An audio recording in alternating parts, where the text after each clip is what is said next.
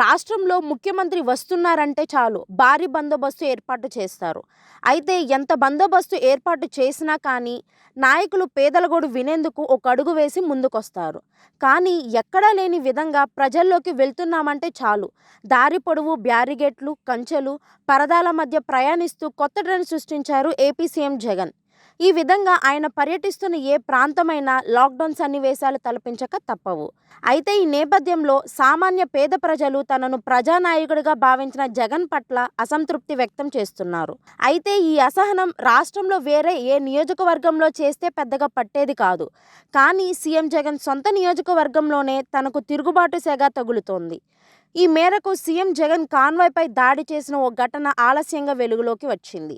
CM Jagan కాన్వాయ్పై Pulivendula నియోజకవర్గానికి చెందిన ఓ వ్యక్తి రాయి విసిరి తన అసంతృప్తిని బయటపెట్టారు.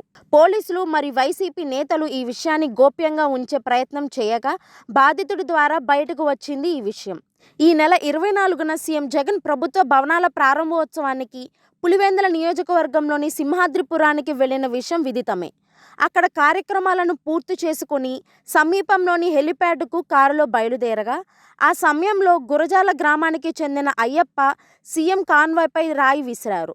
అది ఇంటెలిజెన్స్ డీఎస్పీ వాహనంపై పడింది. ఈ చర్యను గమనించిన పోలీసులు అతడిని అదుపులోకి తీసుకున్నారు.